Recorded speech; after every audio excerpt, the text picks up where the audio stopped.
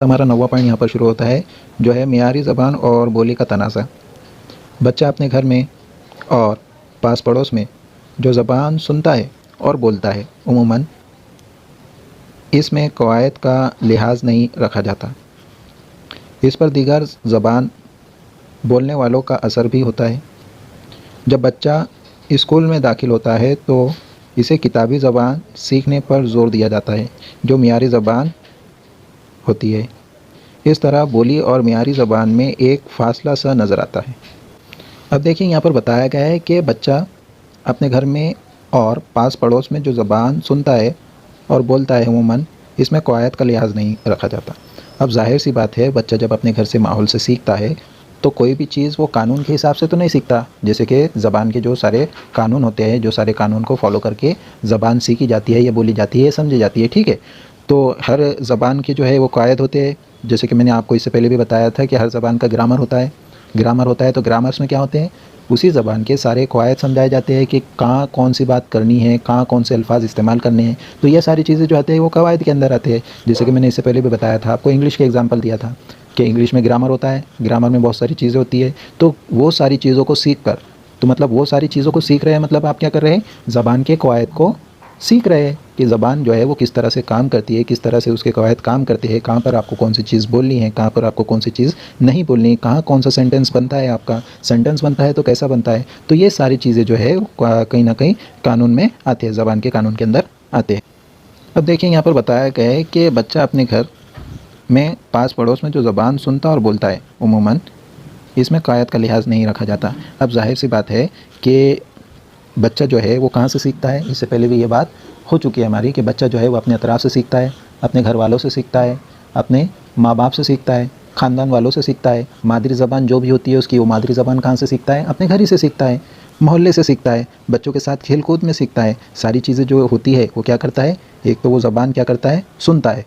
ज़बान दूसरों की सुनता है, आपको गौर से देखता है, आप क्या बात कर रहे हैं, किससे कर रहे हैं, क्या कर रहे हैं, कैसे कर रहे हैं। तो आपके सारे लहज़ों को, बातों के अंदाज़ को वो क्या करता है, एक तरह से ऑब्ज़र्व करता है, देखता है कि आप जो है वो क्या बोल रहे हैं, किसको बोल रहे हैं और क्या बोल रहे हैं और किस तरह से बोल रहे हैं। इसी सारी चीज़ों को वो क्या करता है, एक तरह से नकल करने की कोशिश करता है, जो कि आपने दोहराया है तो उसको क्या करता है, वो दोबारा से दोहराता है वो। तो इस तरह से जो है वो ज़बान को क्या करता है, बच्चा सुनता है और फिर उसके बाद क्या करता है, बोलने की कोशिश करता है। जो वो सुनता है उसी को वो क्या करता है, वो बोलने की कोशिश। अब जाहिर सी बात है कि जब बच्चा जो है वो किसी को बोलता हुआ सुनता है, किसी को अगर बच्चा कुछ बोलता हुआ सुनता है तो फिर जब वो उसको दोहराने की कोशिश करता है तो इस वक्त उसको इस बात का ध्यान नहीं होता है या अंदाज़ा नहीं होता है कि वो किस तरह से उसका कानून का इस्तेमाल करे, किस तरह से उसको वो ज़बान बोलना चाहिए, कौन सा जुमला पहले आएगा, कौन सा जुमला बाद में आएगा, कहाँ आपने सवालिया निशान लगाना है, ठीक है। तो ये सारी चीज़ें जो है वो कवायद को सीख कर समझ में आती है। जब बच्चा आपको ऑब्ज़र्व कर रहा है, आपके घर में देख रहा है, आपको बातचीत करते हुए सुन रहा है, तो जब उसके ये सारी चीज़ें जो है वो समझ नहीं आती, इसका लिहाज करता है क्या, वो नहीं करता। क्यों नहीं करता, क्योंकि वो जो है वो आपसे सीख रहा है, आपको एक तरह से क्या कर रहा है, देख रहा है और आपकी क्या कर रहा है, नकल करने की कोशिश कर रहा है। तो इस वक्त क्या होता है, उमूमन ये होता है कि वो आपको सुनता है और बोलने की कोशिश करता है। अब देखिए, फिर उसके आगे बताया गया है कि इस पर दीगर ज़बान बोलने वालों का असर भी होता है। जब बच्चा सुनता है तो सुनता तो सभी को है बच्चा, ऐसा तो नहीं होगा कि किसी एक ज़बान बोलने वाले को सुनेगा बच्चा और दूसरी ज़बान बोलने वाले को ना सुने। ऐसा हो सकता है कि कान बंद कर लेता है कि बच्चा नहीं करता, ठीक है। तो जब घर में कोई बात हो रही है तो बच्चा सुनता है, घर की बात सुनता है, उसकी मादरी ज़बान कहीं ना कहीं वो होती है। लेकिन यहाँ पर आगे बताया गया है कि इस पर दीगर ज़बान बोलने वालों का असर भी होता है। अब देखिए, आप जो मोहल्ले में रह रहे हैं, अब जाहिर सी बात है, आप जो मोहल्ले में रह रहे हैं, तरह तरह की चीज़ें बेचने वाले लोग आते हैं, फेरी वाले आते हैं मोहल्ले में जो कि अपना सामान बेचते हैं। वो कुछ आवाज़ें लगाते हैं, मोहल्ले में से गुजरते हैं, कुछ चीज़ ले लो, फला चीज़ ले लो वगैरह चीज़ जो है वो अपनी जो भी वो बेचते हैं।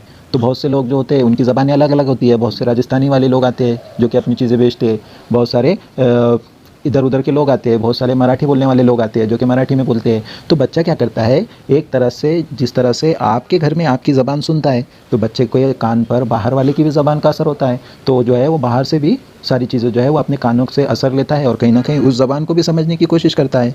तो यहाँ पर उसी बात को बताया गया है कि इस पर दीगर ज़बान बोलने वालों का भी असर होता है। वो इस तरह होता है कि आपने देखे होंगे कि अक्सर जो है वो बच्चे घर में कोई चीज़ बेचना शुरू कर देते, घर में किसी चीज़ को बेचना शुरू कर देते, तो वो ऐसे ही नहीं बेचते। मोहल्ले में आपके कोई आकर गया होगा इससे पहले जो कि सेम तरह की आवाज़ निकाल रहा होगा और कोई चीज़ अपनी बेच रहा होगा, तो उसी को बच्चे ने क्या किया, अपने कानों से सुना और उसी को दोहराना शुरू कर दिया आपके घर में।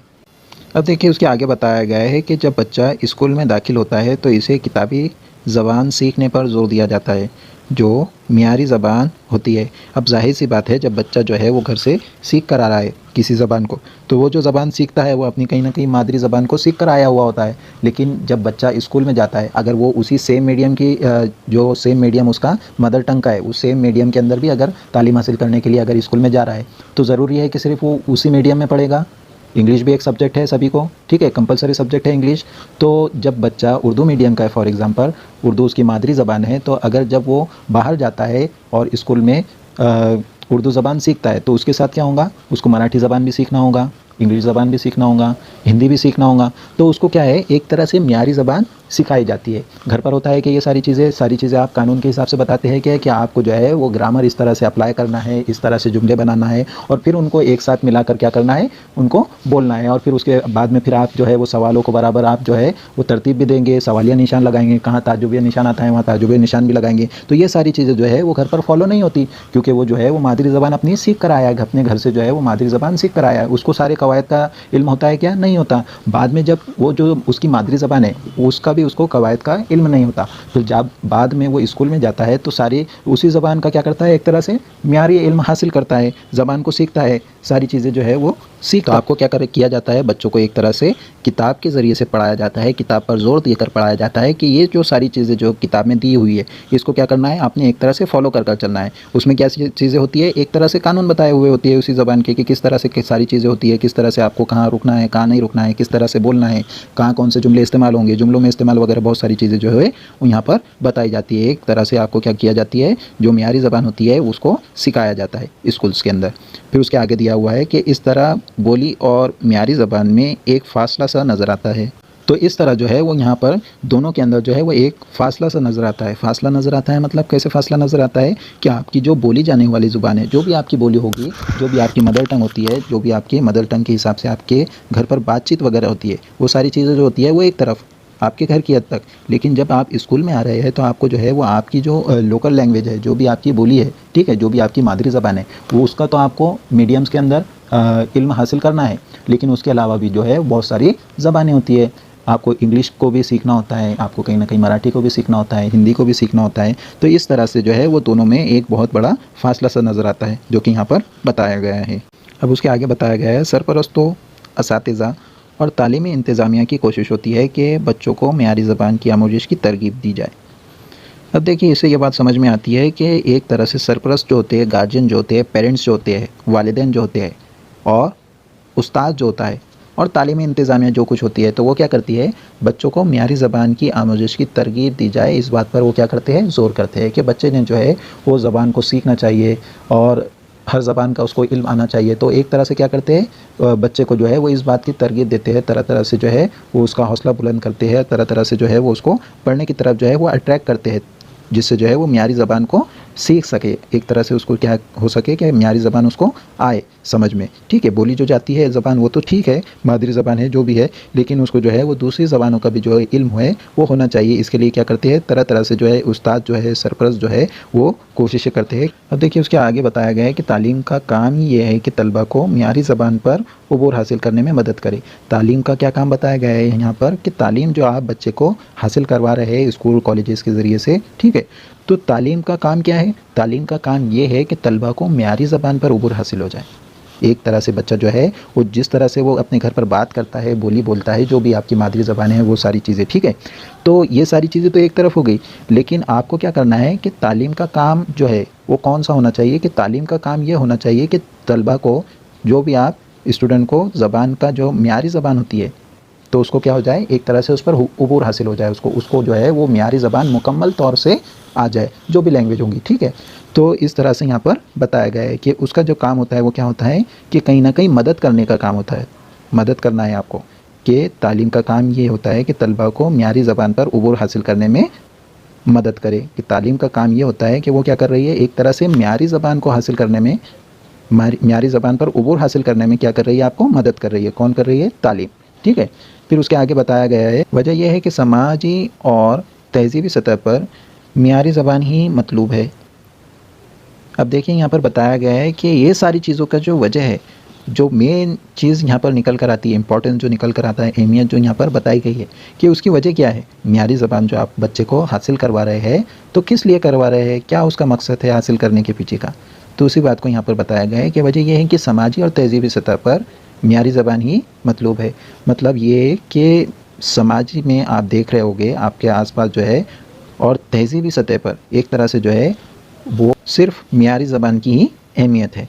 क्या आपको अगर किसी ज़बान का जो है वो इल्म हासिल है, आपको जो है वो उस पर उबूर हासिल हो गया है, तो आपको जो है वो दुनिया में जो है, समाज में जो है वो एक अच्छी नज़र से देखा गया है। कि अगर हम बोली पर इसरार करें तो सिर्फ महाराष्ट्र ही में मराठवाड़ा, विदर्भ, खानदेश और कोंकण की बोलियों का लिसानी तनाज़ा पैदा हो जाएगा, और तलबा के लिए उर्दू म्यारी ज़बान की आमोजिश व तदरीस का मसला उठ खड़ा होगा। अब देखिए यहाँ पर बताया गया है कि सिर्फ बोली को ही हम नहीं देखते। ठीक है, बोली पर देखिए तो बहुत सारी चीज़ें सामने निकल के आती है। जैसे कि महाराष्ट्र हमारी जो रियासत है, स्टेट, महाराष्ट्र जो स्टेट है उसकी बात यहाँ पर बताई गई है कि महाराष्ट्र स्टेट के अंदर जो है वो क्या है, एक मराठवाड़ा का हिस्सा है, एक विदर्भ का है, एक खानदेश का है और एक कोंकण का है।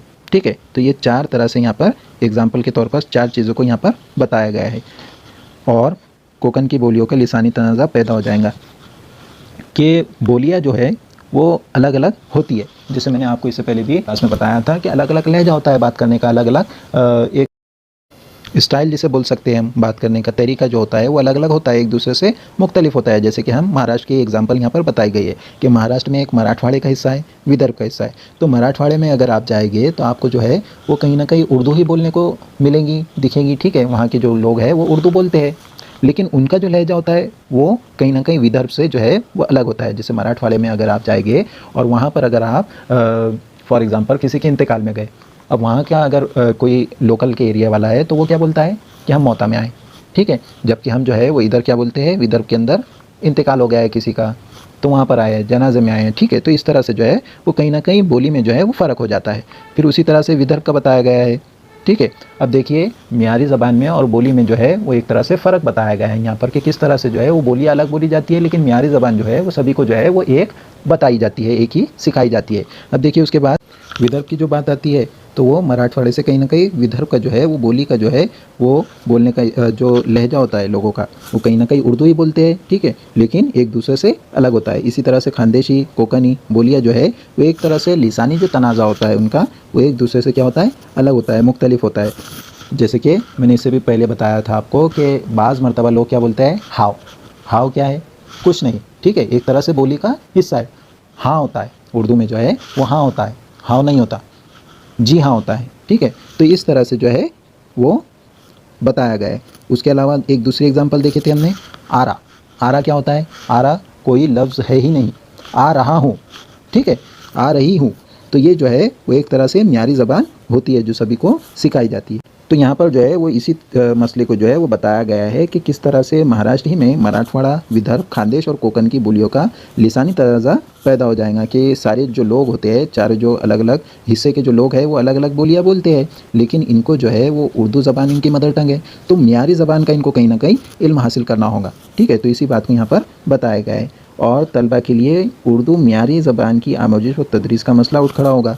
किस वक्त उठ खड़ा होगा मसला, कि जब बोलियों को जो है वो आप एक तरह से अपनी म्यारी ज़बान में शुरू कर दे इस्तेमाल करना। म्यारी ज़बान जो होती है वो बोली से कहीं ना कहीं कुछ हद तक अलग होती है। जैसे कि मैंने आपको इससे पहले भी बताया है कि हाव, हाव नहीं होता है बोली के अंदर जो है वो हाव होता है, लेकिन जब आप म्यारी ज़बान सीख रहे हैं तो उसके अंदर हाँ होता है।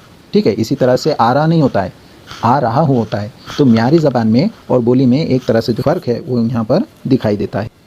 तो ये सारी चीज़ों की वजह से क्या होता है कि एक तरह से ज़बान की आमोजिश और तदरीस का जो है वो मसला उठ खड़ा होता है। एक तरह से म्यारी ज़बान जो होती है वो सीखने में कहीं ना कहीं एक मसला पेश आता है। तो ठीक है, यहाँ पर जो है वो हमारी क्लास ख़त्म होती है। इंशाल्लाह जो है वो हम अगले लेक्चर में इसके आगे कंटिन्यू करेंगे।